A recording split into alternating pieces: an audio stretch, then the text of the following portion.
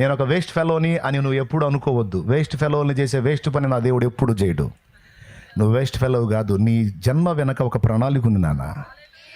నీ జన్మ వెనక ఒక ఉద్దేశం ఉంది నాన్న. నీ జన్మ వెనక ఒక ఉద్దేశం ఉందిరా తల్లి. నువ్వు వేస్ట్గా పుట్టలేదమ్మా. నువ్వు అనవసరంగా పుట్టింపబడిన దానివి కాదు. నువ్వు పెద్దదానివైనా చిన్నదానివైనా వృద్ధుడివైనా యవనుడివైనా నడి వయస్కుడివైనా పిల్లవాడివైనా, బాబు అమ్మ, నీ జన్మ వెనుక నా దేవుని ఉద్దేశాలు ప్రణాళికలు ఉన్నాయి. నువ్వు జరిగించాల్సిన కార్యాలు ఉన్నాయి. నీ అవసరత ఈ భూగోళానికి ఉంది కాబట్టి ఇంతమందిలో నిన్ను పుట్టించాడ్రా తల్లి. లేకపోతే నువ్వు ఉండేదాన్ని కాదు.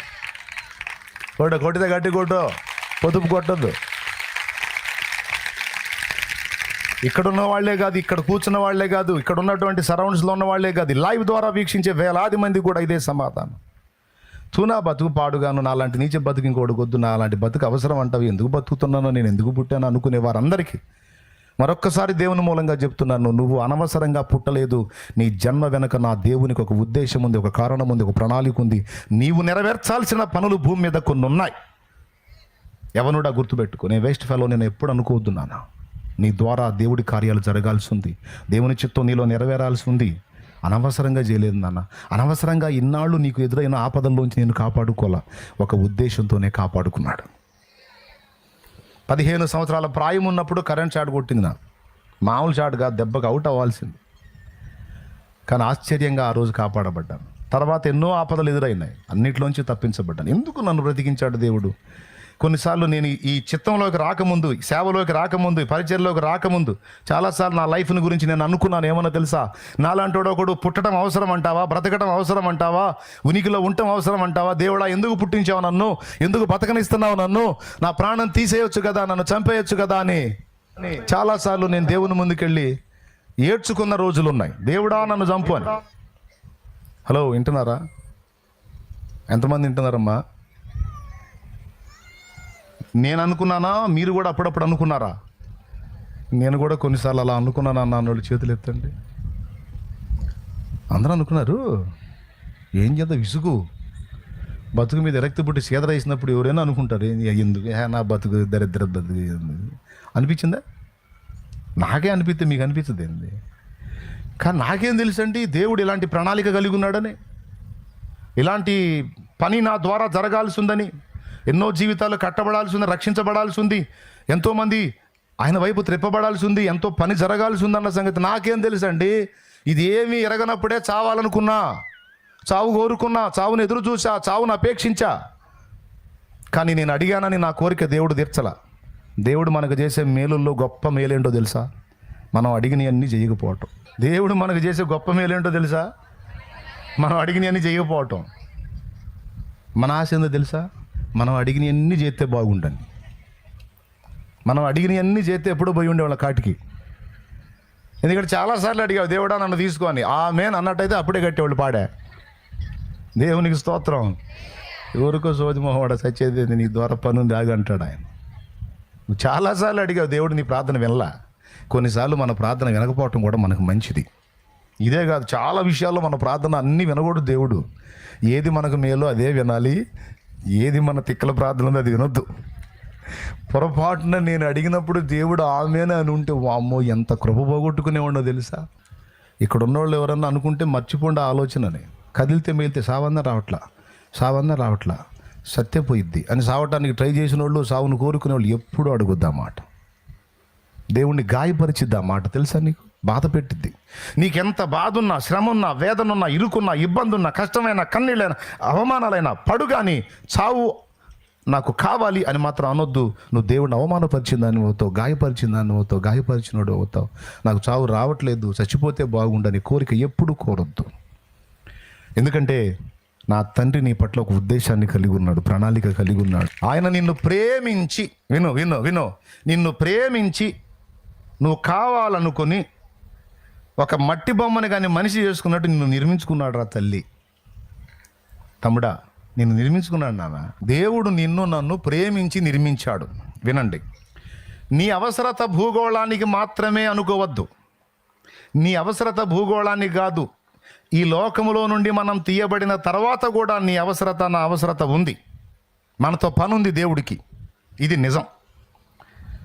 ఏంది ఏడే జల్లట్లా నేను చాలేమన్నా ఏడే జల్లట్లా. ఇంట్లో అసలు ఎవరు లెక్క చేయట్లా.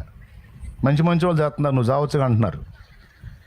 ఏంది నేను ఏడే జల్లని దాన్ని ఏడే జల్లనోడిని అక్కడేం పని ఉందా, నాడేం పనికి వస్తాను నేనంటే అదే మరి. ఏమో ఎందుకు పనికి వస్తావు చేసినోడిని అడిగితే చెబుతాడు, నన్ను అడిగితే నేనేం చెబుతా? ఏమంటావు? నువ్వు కూర్చోవాలా ఏమయ్యా అసలు ఇంత చలనోడిని నన్ను ఎందుకు చేసావు దేవా నువ్వు అడుగు, చెబుతాడు ఆయన. ఇక్కడ ఉంది నీతో పని, అక్కడ కూడా ఉంది. మనల్ని సృష్టించడం దేవుడికి పెద్ద కష్టం కాలేదు, టైం తీసుకోదు. మనల్ని సృష్టించడానికి ఎక్కువ టైం తీసుకోవాలి, ఈజీగా సృష్టించేశాడు మనల్ని నిర్మించడం, మన బాడీ. ఇప్పుడు దేవుడు రిస్క్ చేస్తున్నది ఏంటో తెలుసా? ఎక్కువ టైం తీసుకొని మనల్ని నిర్మించడం ఈజీయే. బొమ్మను చేశాడు, ఊపిరి ఊదాడు, అయిపోయింది, మనిషి వచ్చేసాడు. ఇప్పుడు దేవుడు మనలో నిర్మిస్తున్నది అసలైంది ఏంటంటే వ్యక్తిత్వము. దేవుని సృష్టి ఇంకా పూర్తి కాల. జస్ట్ బొమ్మలు చేసి ఊపిరి ఊదాడు, మనుషులు చేశాడు, భూమి మీద తిప్పుతున్నాడు అంటే ఇంతటితో సృష్టి అయిపోయింది అనుకుంటున్నారు చాలామంది. కాల సగమే అయింది, సంపూర్ణం కాల. ఇంకా ఏంటి సంపూర్ణం అంటే మనల్ని తన పోలికగా తన స్వరూపములోనికి మార్పు చెందించినప్పుడు తన పని కంప్లీట్ అయింది. అర్థమైందా? మనల్ని రకరకాల అనుభవాల గుండా తీసుకెళ్ళి మన వ్యక్తిత్వాన్ని నిర్మిస్తున్నాడు ఆయన. మన బాడీని నిర్మించడానికి ఈజీయే, కానీ మన క్యారెక్టర్ని డిజైన్ చేయడానికి బోల్డ్ అంత రిస్క్ అవుతుంది. దానికి బోల్డ్ అన్ని కలిపి రప్పించాల్సి వస్తుంది మన బ్రతుకులోకి. ఇది అర్థమైందా మీకు అసలు ఎప్పుడన్నా? మనల్ని ఇక్కడ పనికొచ్చేటట్టు చేయటానికి, అక్కడ కూడా పనికొచ్చేటట్టు మనల్ని మార్చడానికి ఆయన సంకల్పమైంది. ఎలాగో బైబిల్లో చూపిస్తా. మీరు ఎప్పుడన్నా ఊహించారా దేవదూతలకు మనం తీర్పు తీరుస్తామని? చూడు, 1 కొరింథీ పత్రిక 6వ అధ్యాయము 3వ వచనం చదువు. మనము దేవదూతలకు తీర్పు తీర్చుదుమని మీరు ఎరుగరా? వాళ్ళంది ఈని సమయాలు. 1 కొరింథీ పత్రిక 6వ అధ్యాయం 3వ వచనం చదువుతున్నాడు. చూడండి, ఈ మాట నిజమో కాదో మీరే డిసైడ్ చేసుకోండి, అందరూ వినాలి. మనము దేవదూతలకు తీర్పు తీర్చుదుమని ఎరుగరా? అదేంది ఆ మాట అన్నాడు? దేవదూతలు ఎక్కడ, మనం ఎక్కడండి? ఒక దేవదూత గాఢాంధకారంలో నిలబడితే ఆ ప్రదేశం అంతా కూడా పట్టపగలు వెలుగైపోయిద్ది. మనం చీకట్లో నిలబడ్డామంటే మనకు మనమే కనపడం. దేవునికి స్తోత్రం. అసలు దేవదూత ఎక్కడ, మనం ఎక్కడ? కానీ ఆశ్చర్యకరమైన రహస్యం రాపిచ్చాడు అక్కడ గ్రంథంలో. దేవదూతలు ఇప్పుడు నీకు ఘనం కావచ్చు, రేపు భవిష్యత్తులో నువ్వు వాళ్ళకి మించిన వాడివి అవుతావు. సాక్షాత్తు యేసయ్య పక్కన కూర్చుంటావు. నువ్వు నీ క్యారెక్టర్, నీ పొజిషన్, నీ క్యాడర్ ఏంటో తెలుసా? నువ్వు దేవదూతలకు తీర్పు తీర్చే ఆధిక్యతలకు వెళ్ళిపోతావు అంటున్నాడు ఆయన. ఉంది గ్రంథంలో. ఎప్పుడన్నా ఊహించారా దేవదూతలకు మనం ఇలా కూర్చొని ఇలా తీర్పు తీరుస్తామని? కానీ ఆ మాట బైబిల్లో ఉందా లేదా? ఇప్పుడు చెప్పు, నేను ఏడే జలను అంటున్నావుగా, నువ్వు ఇక్కడ కాదు, నేను ఎక్కడా జల్లిస్తాడు, ఇంతకంటే శ్రేష్టంగా అక్కడ జల్లుతావు నువ్వు. అక్కడ ఉంది నీతో పని తమ్ముడా, చెల్లి. ఇంకొక మాట చూపిస్తా.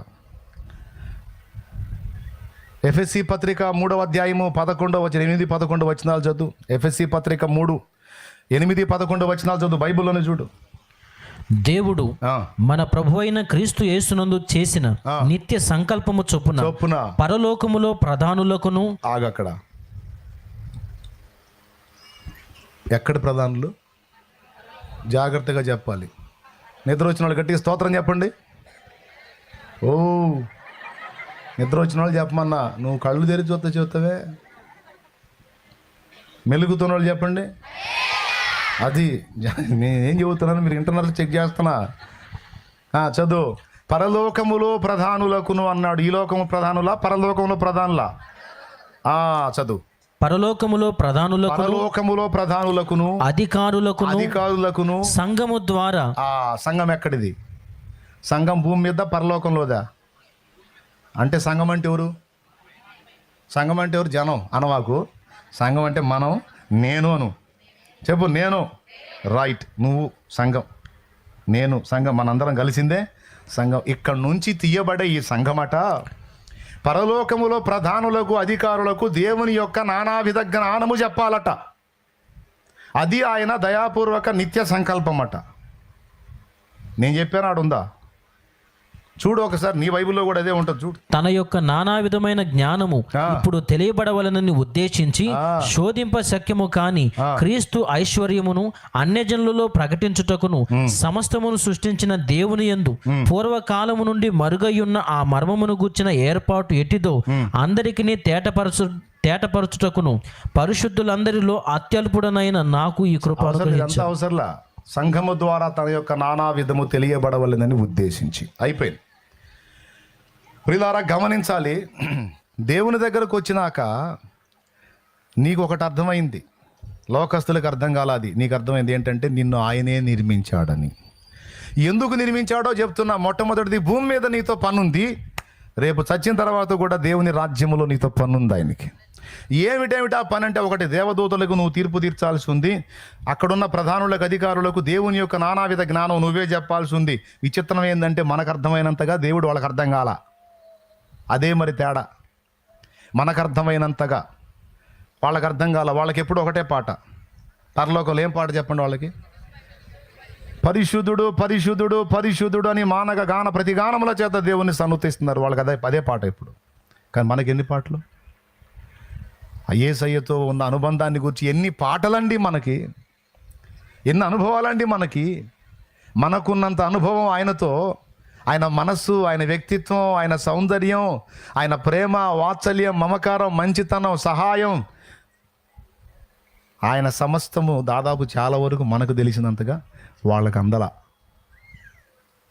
దేవునికి స్తోత్రం. అర్థమైందా? ఇంకా చెప్పాలంటే, ఆయన దేవుడుగా వారి మధ్య ఉన్నాడు, మన వంటి మనిషిగా మనతో మసలుకొని తన వ్యక్తిత్వం అంతా మనకు బయలుపరిచాడు. ఆయన చాలా వరకు బయలుపరిచాడు. అందుకే మనకు తెలిసినంతగా వాళ్ళకి. కాబట్టి ఇప్పుడు మనం చేసే 2 పనులు చెప్పాం. మొట్టమొదటిది, అక్కడ పోయినాక ఏం చేస్తాం? బంగారు రోడ్ల మీద గడ్డపర తీసుకొని రోడ్లు దవ్వుకోవటమే. కొంతమందికి అక్కడ బంగారు రోడ్లు ఉంటాయంటే ముందే ఆలోచన చేస్తారు, ఏం పెట్టి తవ్వితే వచ్చింది బంగారం అని. దేవునికి స్తోత్రం. బంగారు రోడ్ల మీద తిరగటమే కాదు పిచ్చి మొహమ, దేవదూతలకు తీర్పు తీరుస్తామని రాయించాడు. అంతేకాదు, అక్కడున్న వాళ్ళకి దేవుణ్ణి గూర్చి మన అనుభవాలన్నీ చెప్తామని రాయించాడు. వాళ్ళు వింటారట. చెప్పు, నీ అనుభవం చెప్పు, దేవుని గురించి కొన్ని సంగతులు చెప్పని వాళ్ళు అడుగుతారంట. నిన్ను పెద్దయినవు, నిన్ను అడుగుతారు, నన్ను అడుగుతారు, మనల్ని అడుగుతారు, అక్కడ వాళ్ళు అడుగుతారు, మనం చెప్తామట. 2, మూడవది, సింహాసనం ఇస్తానన్నాడు, కిరీటం ఇస్తానన్నాడు, రాజదండం ఇస్తానన్నాడు. ఈ 3 ఎవరికి ఇస్తారు? రాజులకు, రాణులకు ఉంటాయి. ఎవరికి? ఇప్పుడు మనకి ఇంటి మీద చెత్త లేదు, నెత్తి మీద రూపాయి పెడితే దమ్మిడికి జల్లనట్టుంది బతుకు. స్తోత్రం, హల్లెలూయా. కానీ ఆయన అంటున్నాడు, ఇక్కడ చెల్లుబాటు కావట్లేదు అనుకోవద్దు, ఇక్కడ అనుభవాల కోసం అలాంటి శ్రమ, అలాంటి దీనస్థితి నీకు ఇచ్చాను, కానీ రేపు నీ ద్వారా నేను చేయాలనుకున్న పని గొప్పది, నువ్వు సింహాసనం మీద కూర్చొని ఏలుబడి చేస్తావని మాట్లాడుతున్నాడు. నేను చెప్పానా? గ్రంథంలో ఉందా? ప్రకటన గ్రంథము 2వ అధ్యాయము. ఇంటికి పోయాక చదువుకోండిలే, మళ్ళీ అన్ని తిప్పాలంటే టైం తీసుకుంటుంది. చదువు లేని వాళ్ళకి అర్థం కాదు. అందుకే ఏమన్నాడో తెలుసు? జయించు వాణిని నేను జయించి నా తండ్రి సింహాసనమందు కూర్చుండి ఉన్న ప్రకారము జయించు వాణిని నా సింహాసనమందు కూర్చుండనిత్తునని ప్రకటన గ్రంథం 3వ అధ్యాయము 19వ వచనంలో మాట్లాడాడు. చూడు, 21వ వచనం చదువు. నేను జయించి నా తండ్రితో కూడా ఆయన సింహాసనమునందు కూర్చుండి ఉన్న ప్రకారము జయించు వాణిని నాతో కూడా నా సింహాసనమునందు కూర్చుండనిచ్చెదను. ఏమండి, మీరు పాట ఎత్తుకుంటే దన్మని పాడతారు. ఇప్పుడు ఒక పాట ఎత్తుకుంటా, ఇక మిమ్మల్ని ఆపలేం, పాడతారు ఖచ్చితంగా. అలాంటి పాట అది. ఆ పాటలో ఉన్న మాట పట్టుకోండి ఈరోజు. అసలు నువ్వేంటి, నీ కెపాసిటీ ఏంటి? అత్యున్నత సింహాసనం కావాలా? కానీ దేవుడు ఏమన్నాడో తెలుసా? నువ్వు కావాలన్నా వద్దన్నా నీ కేటాయించనమ్మా అన్నాడు ఆయన. ఎందుకని ప్రభువా? నువ్వు నా బిడ్డవమ్మా, నువ్వు నా కుమార్తెవరా, నా కుమారుడు, నువ్వు నా రక్తానివి, నా శరీర రక్తాలు వారం తీసుకున్నావు కదరా, నా బిడ్డవమ్మా, నువ్వు నాతో పాటు కూర్చుంటావు సింహాసనం. మరి లేకపోతే దేవదూతలు నీ చేత తీర్పెట్ట పొందుతారు.